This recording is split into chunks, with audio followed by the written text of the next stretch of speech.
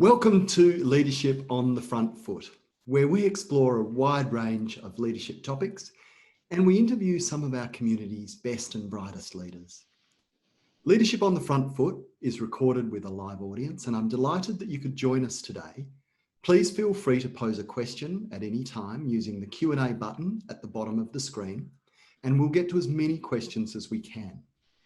Now, the recordings of Leadership on the Front Foot are available on the Capital Partners website, on YouTube, and your favourite podcast platform. So you just need to search for Capital Partners Private Wealth and you'll find us. And if you like what you hear, please feel free to subscribe, to share the links. You might even like to leave us a review.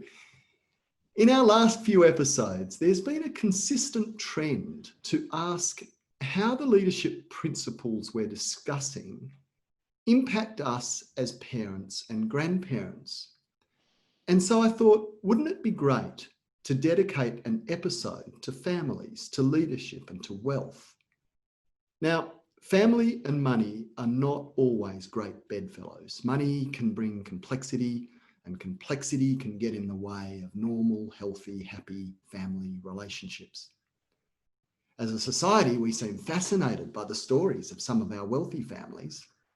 I suspect we're more fascinated by the basket case stories than the success stories. But be that as it may, how do we have healthy money conversations in families? How can we help our children make their way in the world? And what conversations do we really need to be having with them? So to help me unpack these questions, I'm joined by my friend Mike Aitken. Mike is the founder and chairman of Magus Private Wealth in London, and he's the creator of the Family Stewardship program. Over his 25 years of working as a financial advisor, Mike has gained extensive experience working with very successful families, which led him to carve out a role as a family consultant. And subsequently, he developed the Family Stewardship program. Now, as a family consultant, Mike advises on a wide range of ideas like family wealth succession, family and business governance, personal communication, conflict resolution, and the development of the next generation of family members as business leaders. He's advised families across the globe in the United States, Europe, the UK, South America, and Africa, his wealthiest family being worth well in excess of $2 billion and spanning 4 generations. Now, I understand that all of our audience aren't $2 billion families, but it's going to be fascinating to find out what lessons we can learn from the work that Michael's done. Mike, thanks so much for joining us on Leadership on the Front Foot, and welcome. Good to be here, David. Thank you very much. That's a hell of an accolade you've just read out then. You're probably looking forward to meeting yourself. Yeah, it sounds good. Mike, you're in your home office there in the countryside, still locked down in the UK. Let's start by asking you to introduce yourself. Give us a little bit of backstory about how you came to be involved in this whole family stewardship area. Yeah, okay, David. So I think the first thing is hi everyone. Just to let you know where I am. I'm in West Sussex, so it's about 50 miles south of London, in the beautiful South Downs. So lockdown, which we are coming out of, actually slowly but surely. We're not where you guys are. But we're definitely coming out of it. I have to say, slightly selfishly, that lockdown has been great because I haven't had to commute anywhere, which has been brilliant, and also having the whole family around has also been great. And maybe a little bit more about us. We have this tendency to collect animals in our family. So we have horses, cats, dogs, you name it. We've got lots of them. It's a very, very busy household. So like you, I run a sort of a financial wealth advisory business, but as part of that is the family stewardship piece. And maybe is it useful for me to explain how I started, how I got into this in the first place? Absolutely, Mike. Yeah, I think that's a great place to start. So as a financial planner, as a financial advisor, circa 10 years ago, maybe longer than that now, I was introduced to a very extremely wealthy family where the The father, the patriarch, had died, so this was a very extensive business empire in the UK.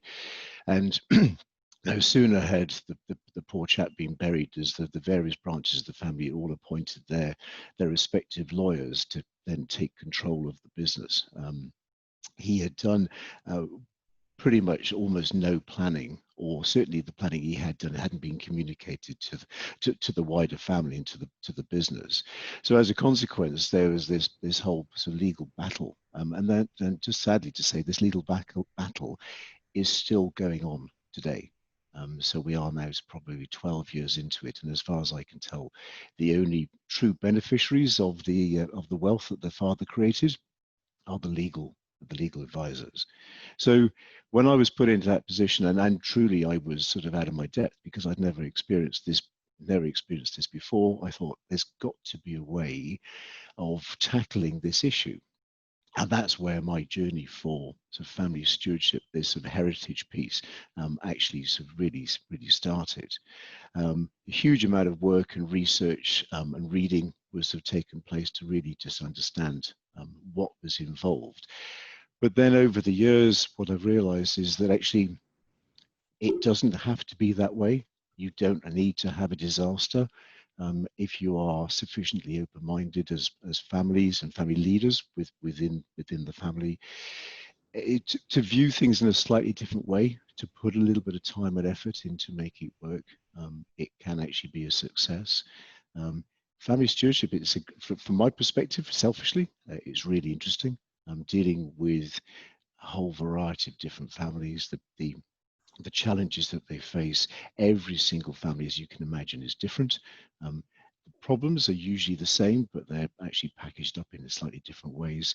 And I love the fact that when you take a family who do not understand this concept of family stewardship, and you build them in and you take them along that journey, and you see them transforming from a fairly sort of disparate group of individuals into a unified family where they understand stewardship and they create it as a philosophy. It's great. It's great work.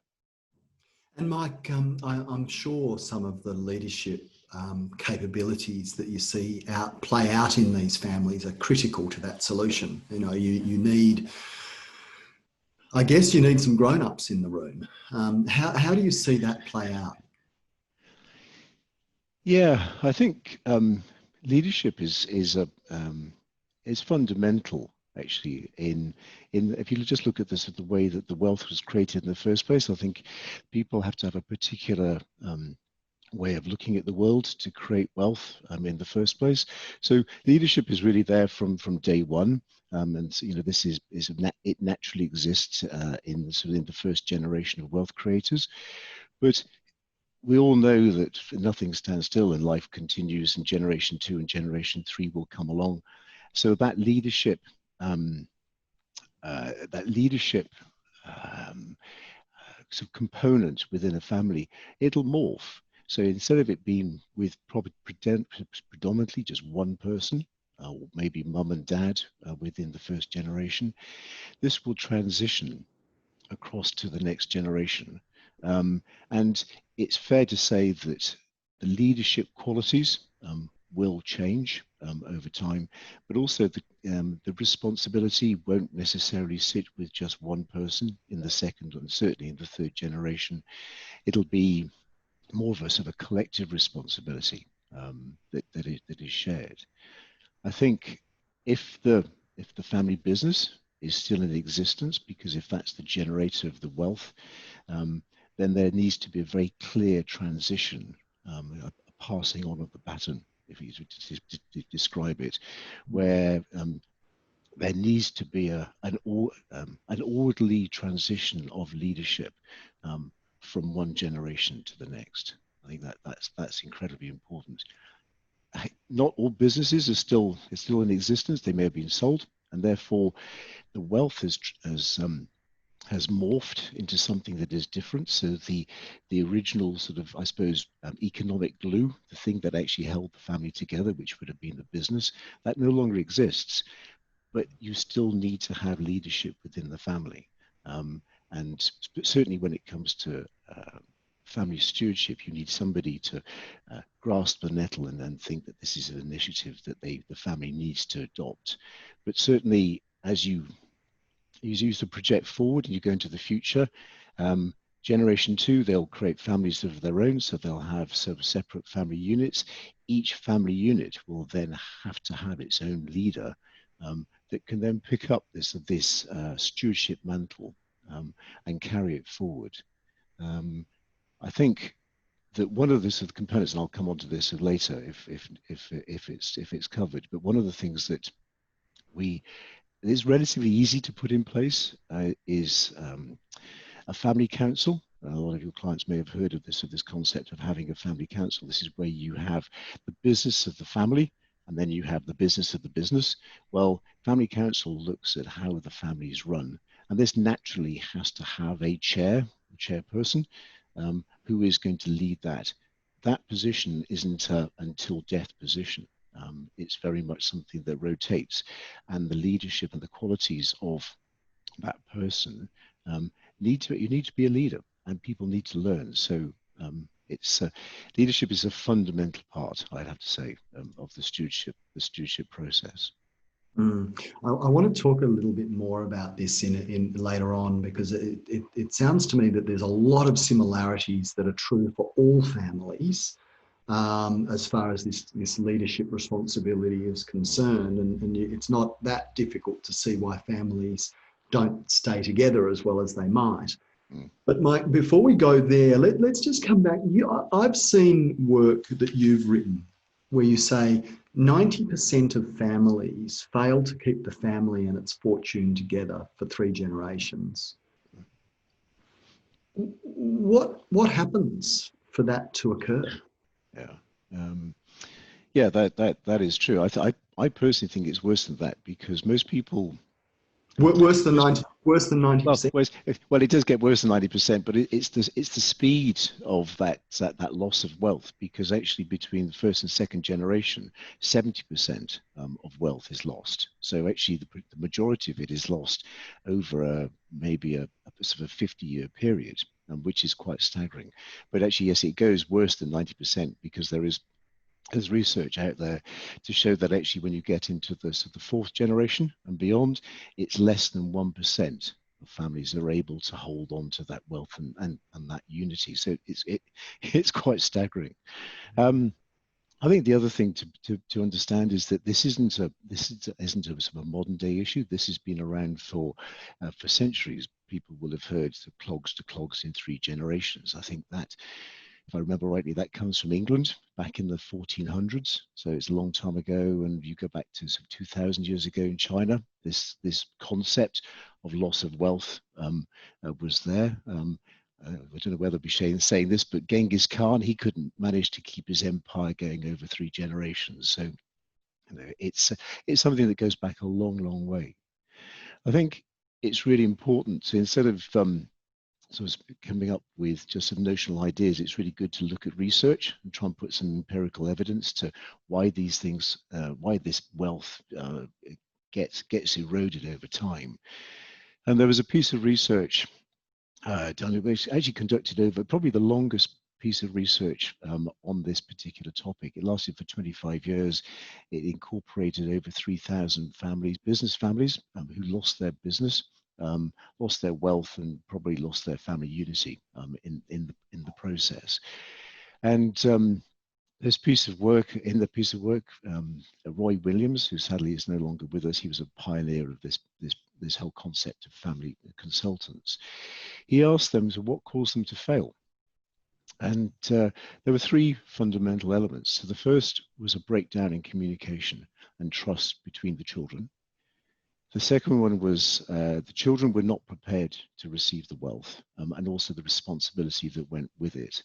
And the last one was this complete lack of vision of what is to happen with the family wealth in the future. Those are the 3, but if we apply some percentages to those, so 60% was a breakdown in communication and trust, 25% was the children not being prepared, and 10% was this lack of vision. So if you add those together, you come to 95% So 95% of the cause is taken up in those three lines. That means that 5% is for is for everything else. So that's business failure, that's economic failure. COVID, is a classic example of something that people cannot control. But the first three elements are what you would probably not expect. If you then look at the traditional advice that families receive when it comes to wealth transition, so this would be from the financial planning fraternity, it would be from the estate planners, the legal guys, and both these practices are fundamental. Obviously, they're fundamental in generational wealth succession, but these have been around over the centuries, certainly decades, if not centuries. But the problem of wealth erosion and disappearance still happens today. So I would probably argue that there's a piece missing in the mix, and this is where the stewardship piece comes into play. So at its sort of highest level, financial planning prepares the money while you're alive. Estate planning actually prepares the wealth for the children, so it packages it up with trust structures and things like that. But what family stewardship does actually is it actually prepares the children to receive the wealth and to actually be prepared to deal with the roles and responsibilities that go with that. There's another potential issue. It's something that comes up in a lot of the research, is that when you ask a family, what is inherited? So when mum and dad pass away, what actually do you inherit? And the majority of people will come back with some form of its investments, its wealth, its tangible assets, its property. It's things that they can touch and feel and see. But actually, that probably is not the primary legacy that is inherited or passed through the generations. And I think it's really important that families recognize that there are probably 5 capitals. There are some family capitals that are inherited between one generation to the next. So maybe if I just run through those very quickly. So the first is legacy capital. So this is the history of, and this is the story of how the wealth was made. So if you imagine that you've got a beneficiary of that wealth in the 4th generation who's spending $1 of their money that actually originated from 4 generations ago, they'll have no concept of how that was made, the story that went with it. So it's really important to package up some form of legacy and have that written down. We talk about so the human capital. It's really important that parents pass on, and this is again, you can see some leadership. There are nuances of leadership through all of this. The parents need to pass on some form of human capital where there's the skills and the characteristics that children need to have in place so that they can actually receive the money. That really is very important. But also, it's important to understand that family's personal purpose is very, very important. A lot of wealthy families recognize that how they managed to get to where they got to was because society allowed them to do it. So they feel feel a requirement to, or a need to give back to society through philanthropic endeavors. That in itself is a really important part of leadership, because with that as it's a very safe environment for the next generation to learn how to deal with money, which then sort of feeds back to the previous capital in terms of development and skill sets. But the one that probably overrides over all of these is actually the relationship that is passed between one family to the next, in terms of the families, of the harmony that the families need to have, they desire to have. And again, this takes strong leadership from the first generation to instill this desire to transfer all these capitals. And then the last capital ultimately is the financial, which is the one that most people think of in the first instance. Yeah, that's fascinating, Mike, and I'm really interested to dig into that a little bit because in all of that conversation, um, we're thinking about in the context of wealthy families, but you know, many of our clients, and I know your firm quite well, your client firms are not super wealthy. You know, they're not the ultra high net worth clients, but they are very affluent. You know, by world standards, they are affluent.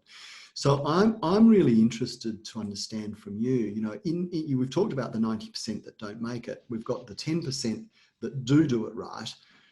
You've talked a lot about what needs to be there. What are some of the things? What are some of the things that set these successful families apart? And at a practical level, what can we as parents and say grandparents learn from them? So you're right. Not every family that we look after is in the billion. It's a billionaire bracket, and actually the vast majority are what I suppose we would call the sort of certainly sort of the affluent or mass affluent. Um, so, and it is also to recognise actually that there are families that succeed. So, what I apply to a family in the billions is still actually applicable to a family for one, let's say, sort of 5 million or 10 million. The practices are still actually relevant. The size and the quantum is different, and maybe the level of complexity that is required for a family sort of at the stratospheric level is more. They'll have more advisors. There'll be more complications, but actually the principles are still very much the same, and these can be brought in to families at the sort of at the lower wealth scales. So I think the first thing to recognise that it works when you put in. If there are successful families, but what people really need to realize actually is that it takes time.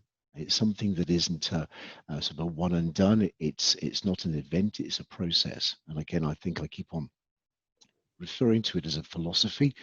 It's something that needs to be ingrained within the sort of the family sort of psyche. There are there is a huge number of books. There's a massive literature out there, academic papers, books, in terms of what people should be doing. And it's sometimes when I first started on this journey, actually, it's really hard to sort of understand. I can understand what I need to do, but it's more to the point of how I do it. Again, as you might have gathered, I'm a great one for research, and I love to sort of find out something. I don't necessarily think it's a great idea to reinvent the wheel if somebody has gone before you and worked out how best to do something. So there's a professor, a chap called Dennis Jaff, who lives in San Francisco, who's dedicated probably 30 years of his life to understanding what causes family loss of wealth, and actually what successful families do. And about 10 years ago, he did a global piece of research where he interviewed just under 200 extremely wealthy families and wanted to find out actually what they were doing. So these families were in the fourth generation plus. So they were been around for a long time, and they were of sort of significant wealth. The significant wealth piece actually isn't relevant, because what distilled from that actually was a piece of research that allowed certainly me to give a framework to what I do now with all my families. And what Jaff came up with, and I've sort of taken it and mucked around with it slightly, but in essence, there are three pathways that families need to, or three things that families need to focus on. And he broke them down into pathways. So pathway one is you've got to nurture the family, and I'll put some context underneath, some detail underneath this in a moment. So pathway one is you've got to nurture the family. The second one is you've got to steward the family enterprise. Now, when I say family enterprise, I mean the wealth. So it could be an existing business. It could be that the business has been sold, as I previously said, that often happens. So you're then dealing with sort of investments, you're dealing with trusts. So that needs to be, you need to sort of stewardship that wealth across the generations. And the third pathway is you've got to cultivate the human capital. So we've already referred to one of the capitals that is actually inherited is human capital for the next generation. So if we put a little bit of context underneath this. So when you look at nurturing the family, from a practical perspective, I've split it out into two. So the first one is the family DNA. And this is really, as you would say, when you look at the DNA, this is really the core of where the whole process starts. And this is probably one of the easiest things that most families can do. So this is where you need to understand what the vision of the family is, and what the values of the family are, what's the vision for the wealth. And if the business is still in existence, what is the vision of the business over not just 1, 2, 5, 10, 20 years, but let's look at 50 years. Let's push it out even further to 100 years. So you're starting to bring the family together so that they're starting to see things as a collective unit, and they're starting to be more unified. Also underneath the family DNA column is what I call the heritage statement. This is the story of how the wealth is made. This is something that is relatively easy for most people to do. They can record it on their phone. They can, the kids can interview the mum and dad. You can get somebody external to do it. What we do with some families, we create a book, which is great. We even film mum and dad with a glass of wine, telling their story, and then that is actually kept for generations. So that is something that everybody can do, and it's really relatively simple. The other strand of the family, so nurturing the family piece, is I call it strategy. So some people call it governance, but this is how the family is run. So all families have some form of rules. Most of them are unspoken. Most of them are unwritten. This way, it just brings a bit of formality to the process. We all know that a business has, when you're running a business, you have a board. Well, this is exactly the same thing. This is a board for the family. This is the way the family is going to be run. And again, this is something that is relatively easy to do for most families because it's a discussion about how do we want to run the family today? What are the responsibilities that we are going to need in the future so that when generation 1 is no longer here, what are generation 2 going to need to do? But also, what do we do about, let's say, for example, spouses coming in. So, children get married. How much information do we share with an incoming spouse? So this is the rules and regulations of the family, but this is something that is not necessarily imposed by mum and dad on the children. It is sometimes, and it doesn't usually work, but if you include children in the development of that, it really starts to make the family function as a business. But you've separated. You've got family on one side, you've got business on the other. You then move along to the substitute, the family enterprise. This, as I said before, this is where the wealth is. So it's really important to have clear reporting on what's actually going on, where the money is, what's been done, how it's been managed, what are the trust structures involved, what happens when mum and dad die, what is the flow of money, how does it get to the children, what information do the children need to know. And one of the fundamental things, I think, is that most family or wealth creators don't involve the children with their advisors. So they'll have an ecosystem of advisors, be it financial advisors, trust planners, legal advisors, etc., etc. And the majority of the next generation aren't involved in those sorts of discussions. So it's opening up the back story of how we've got to where we've got to as a family with the children. There's an element of responsibility that sits within the family's enterprise piece. So in terms of managing that, we often set up a finance committee. And the finance committee is where everybody on the family sits, and it's a sharing of data, because I think it's really good to be open and honest about truly what's going on and get the children to be part of the decision-making process. Trust them. And but teach them. It's far better for the children to be taught and to understand sort of business issues while mum and dad are alive, so that they're actually doing it in a safe environment, as opposed to the children trying to learn it secondhand from a trustee or from a lawyer, because it just makes sense to do it while mum and dad are still here. And the last piece is the cultivation of the next generation. So this is all about sort of preparation. So it's getting them to really understand the 5 capitals. It's really important to understand the roles and responsibilities that were spoken about when we're talking about nurturing the family. What is the skill gap that's in there? What do children need to understand? You know, is it from a legal perspective? Is it from a tax perspective? Is it how to actually just hold a meeting when it comes to the family council, for example? Those are all the life skills that parents can teach their children, and this is where parents become good leaders in themselves.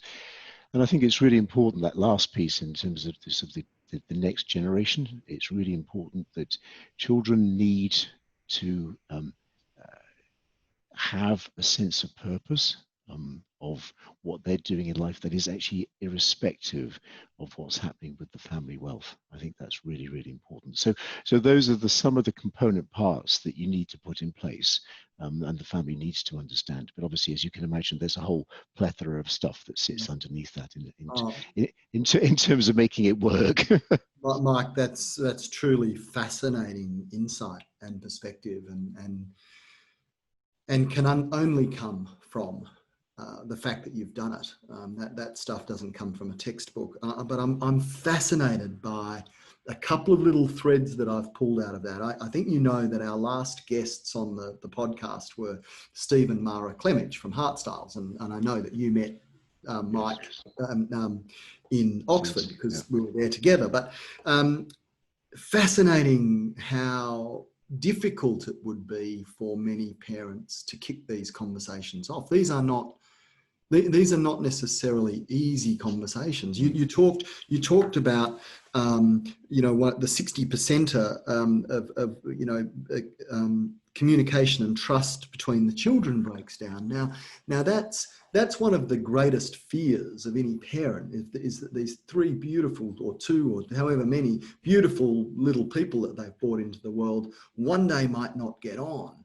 So there's some really curly human communications, and a lot of humility required, a lot of compassion and love and understanding required, by the sound of things.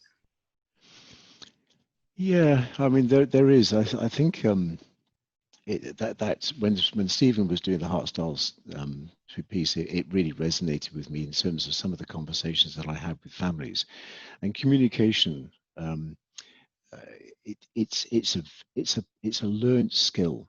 Some people are sort of naturally good at it, but actually, on the whole, we're not great listeners.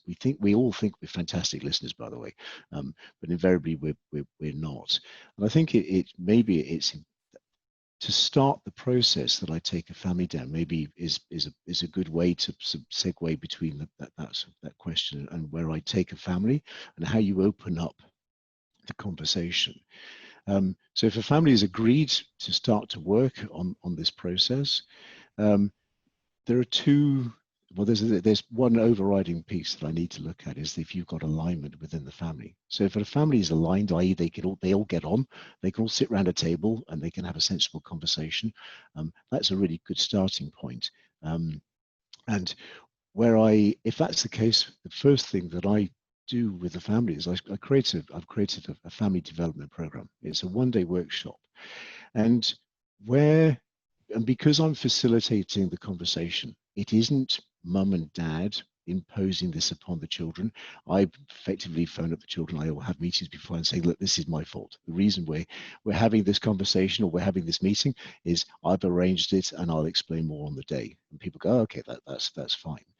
And this is the first time where both parent and child are at the same level. So I call it adult to adult conversations. So everybody is here to learn, and everybody will be listened to. So even the youngest, so the youngest child that I've done this with is a 15-year-old. And actually some of the words that the daughter came out with, some of the phrases, absolutely flattened the parents when they when she spoke. And I said, well, don't be so surprised. I mean, afterwards they say, oh, I was amazed that she came up with this stuff. I said, well, don't be surprised. She's a product of you. You've given her the education, so you shouldn't be surprised that you created somebody with such great vision. So within that conversation, within that framework that I create for the day, we look at why families fail. So it's a collective understanding. So everybody's on the journey together. We look at the vision of the family. Where do you as a family want to be going forward? And none of this is actually to do with money. What is lovely about that day is that we don't talk numbers at all. I know what the numbers are. Parents know what the numbers are. Children have got a rough idea that they're reasonably wealthy, but they've got no idea. We talk about the vision of the family, the vision of the wealth. In an ideal world, what would you want to do with it? And we have it on whiteboards, and we write it all up. And everybody has everybody participates. We understand what the values of individuals are. We understand what values of the families are, of the family collectively should be. And this is where you're starting the journey of bringing people onto the same page in terms of what they should be doing with the wealth. And also, and a couple of other things. So we talk about communication styles. So there's a piece of psychometric testing I do, actually was developed for leadership within business, but it works beautifully with families. So that allows people to understand the different ways that people communicate. And it just starts that understanding that maybe the reason why siblings don't necessarily get on always, or why there's a little bit of tension between a parent and a sibling, is the way that they communicate. So this is a starting point. This is the start of the journey. You know? And at the end of that process, so towards the end, we say, well, actually, what needs to be happen? They tell me. I know what needs to happen. I've got the book. I know, I understand what the process is, but I actually get them to actually say, and that level of connectivity and sort of unification at the end of the day means that they go away going, actually, we now know what we need to do. So you've led the conversation, and just getting that ball rolling really helps. The last point, actually, just David, while I think about it, is if you have a family that aren't aligned, so you've got some form of issue between brothers and sisters, between siblings, or maybe parents aren't seeing the world in the same way. What I have done is I've developed a sort of a series of cards. So so if you imagine you've got the wealth in the center here, parents will be looking at it and issues in one way, children will be looking at it from another. So let's say, I don't think that parents will say, I don't believe that, I don't trust my children to manage the wealth. And then the children are going, I don't know how to manage the wealth, I'm terrified. Well, they're looking at the problem, the wealth, in pretty much the same way, but they're just using a different language. So this process of we've got questions for children, questions for parents, and that allows me to then get the conversation within half an hour. You can actually get all the things laid out on the table, which then allows the journey to start. And ultimately, you then share that information, and then you go back to the family development program, and then off you go from there. Yeah, fantastic. I want to pick up on a point you made earlier, because it really resonated with me the first time I heard it, and that is that financial planning prepares the money for mum and dad. And that makes sense. A lot of the conversations we have with our clients are about, making sure you've got security during your lifetime and making sure there's appropriate decisions made for all the right reasons. Estate planning, and I just love this, Mike, estate planning prepares the money for the next generation, and stewardship prepares the next generation for the money. Now, the context in repeating that is that we, like you, hold family meetings for our clients at the end of the estate planning process, so that if anything happens to mum and dad, they know, the kids know who to talk to and how it all works, and within reason. Something I wouldn't mind you commenting on. There's two things. Lots of our clients are really reluctant to disclose to their adult children the level of the wealth. Mm-hmm. And the other one that fascinates me, because you talked about how important the family story is, in terms of how the wealth's been made, how the and I think part of it is just humility, where mum and dad say, it's not that important. But they literally say, our story doesn't matter. Our story's not that important. I wonder if you could please just tease that out a bit for us. Those two factors. Okay. So you two questions. If I do the story one first. Yeah. Because the second one, in that terms makes of, sense. Yeah. if you flip it around, Yeah, for sure. this humility is lovely, but it's not great leadership. And I think the reason why a lot of people forget what they've gone through and the lessons that they've learned along the way. They've learned them, and in some respects, it's really good to be able to pass those lessons on to the next generation. So again, this kid, fourth generation, spending money that was created maybe 100 years ago. Will he care? No, probably not. However, if that history is shared, there is a sense of where it came from. It will probably change the way they look at spending the money. It'll change their behavior. So capturing that history is phenomenally important. Going through I call it a heritage statement, and that interview process, and it takes a long time, by the way. If you can do it quick and dirty, you can get it over and done with. But if you're going to really do it justice, it's actually the history that the mum and dad have gone through. I've had parents who've remortgaged their houses. They've gone bust. One family working with at the moment, the children didn't realise that he actually he almost went bust 3 times, to the point where he was max outing on credit cards, and he had a huge business. Children didn't know this. They didn't realise. They thought that this happy-go-lucky guy that's their dad was always like this. But some of the struggles that he's gone through, and there are some really key learning and key messages that are part of the development of the children going forward. And they can either learn it themselves, which I think is important. People have to learn by their own mistakes, don't they? But if the parents can give them some form of guidance in terms of, that happened to us, and this is the way we dealt with it, and it made us stronger.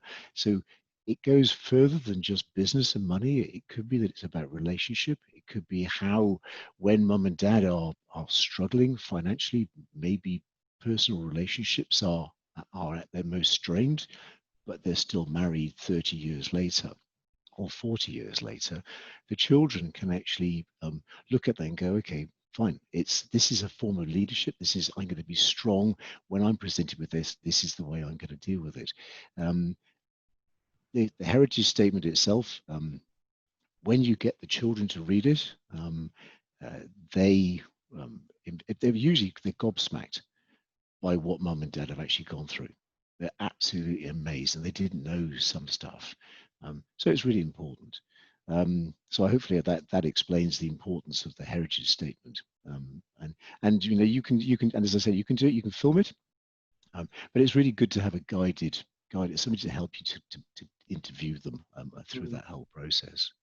One of the things, Mike, that strikes me is that I know a lot of our conversation today has been about the lessons we can learn from the wealthy families, but at the same time, the acknowledgement that an affluent family, so I see this a fair bit. Parents look at their estate and they think it's a comfortable estate and it's more money than I need, but it's going to keep me comfortable during my years, and then there'll be an inheritance. But the number of the inheritance, the dollar value attached to the inheritance, is actually life-changing for the children. Like if you're a 40-year-old and you inherit $2 million in Australia, that's a life-changing inheritance. Yeah, And I yeah. suspect if you put a pound sign, It's the same here. yeah, you put a pound sign in front of it, that's a life-changing Yeah. experience. So you've got mum and dad who don't really want to talk about this, and you've got the kids. And this is a common thing we hear is, oh, no, don't want to talk about that, mum and dad. It's your money. It's your money. It's really interesting that people are so reluctant to have these open conversations. And it's exactly the same here. I think Coutts Bank, the Queen's bankers over here in the UK, they did a survey about 5 or 6 years ago, and and it was interesting. This the average value of an estate that was looked at was £3 million and upwards. So we're not talking billions here. We're talking this affluent bracket, where 89% of families did all the planning just by mum and dad. So whatever was decided was between mum and dad and the lawyers, and the children were to only find out about it when they've died, which is probably the cause of why most people lose lose the wealth in the first place. I think you've got to understand this and maybe explore a little bit further about why people don't like talking about it. First of all, I don't think people are particularly keen on facing their own mortality. If you can avoid talking about death, that's always a good thing. But also, it comes down to, I don't want to spoil the children. I don't think the children are not ready. They don't have the capability to look after the money. I don't trust them. Some of them are a little bit wayward. I find there's drug abuse, there's alcohol abuse in there. We don't know how. So there's that framework. But also, occasionally there is a little bit of selfishness from the parents' perspective. So we're throwing it onto the children. It's all their fault. But actually, sometimes it's the parents that aren't ready to pass on the baton. They want to hold some form of control, or they actually just want the children to find their own way in life, and they don't want the money to sort of sully or sort of reduce their purpose, their ambition. The way that I sort of tend to tackle this is one is for parents to understand that if they don't do something, they need to be aware of what the impact could be. Now, when we're talking about, let's say, £2 million, $2 million, you're saying that's a life-changing event, and it is, but it's not massive amounts of money, but it still needs to be planned. So this is where the financial planning piece really comes into play. But people need to be aware of what the impact could be.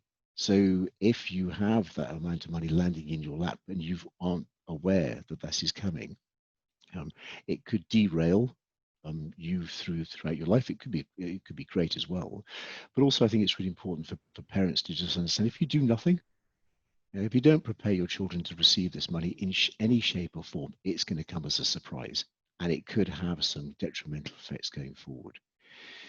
The other thing is to work with parents about what do they think, what is their sort of 50-year, 100-year vision for what they've created, because it will have an impact. So I often say to clients, look, you and I aren't here. We're sitting on our cloud 50 years, 100, hopefully more than 50 years, but say 100 years from now, and you're looking down on your family, and it's at a birthday event or a wedding or Christmas or something like that.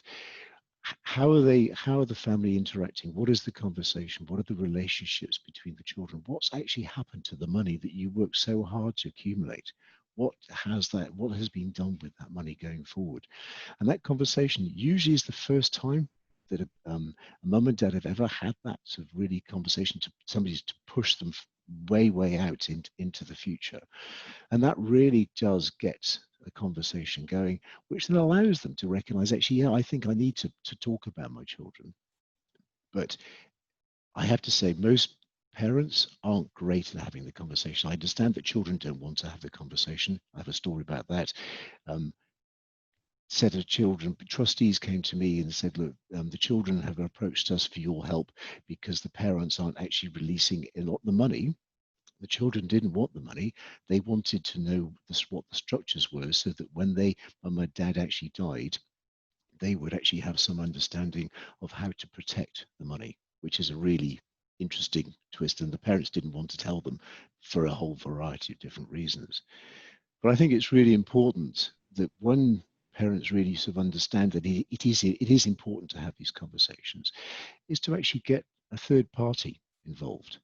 Somebody like me, you know, a lawyer, somebody who can, or you, David, you can sort of sit and you can facilitate that conversation so that it's not them having a conversation. You're almost posing the questions and allowing people to sort of open up to that conversation. These cards really help because they really do break the ice from a point of view of just getting out the issues. And why aren't you talking to your children, or why aren't you talking to your parents about the money? And also, I think it's really important that everybody understands that actually there is a process. This isn't something new. This is something there are people who can help you. There's a track to run on. There's a framework that you can apply, irrespective of wealth, the size of wealth, to families to help them. Mike, that has just been some really fascinating and valuable insight. I want to finish up with a question for you. And it is right on the button in terms of leadership. What are the, you know, when I think about your leadership journey, you know, you're running a large organization now, you've got some complexities in your family. What are some of your most important leadership lessons in life? What are the big things that you've learned that really sustain you, the things that really make a difference for you day to day? I think there are. I mean, I think there's probably a whole list, isn't there, of things that I could think of. Probably, and so some of these are maybe learned from myself and my own experience, or things that I've learned over the years, maybe from reading books and all this sort of stuff. But I think probably the first one is understand that failure is something to be learned from. I think that's really important, and failure is not. Failure isn't failure. Failure is just a result that an unexpected result that you can learn from. Feedback is really important, to listen to feedback, irrespective of how painful it may be, because you can learn from it. Honesty and transparency are incredibly. I wear my heart on my sleeve. Everybody knows that when I say something, they know I truly mean it.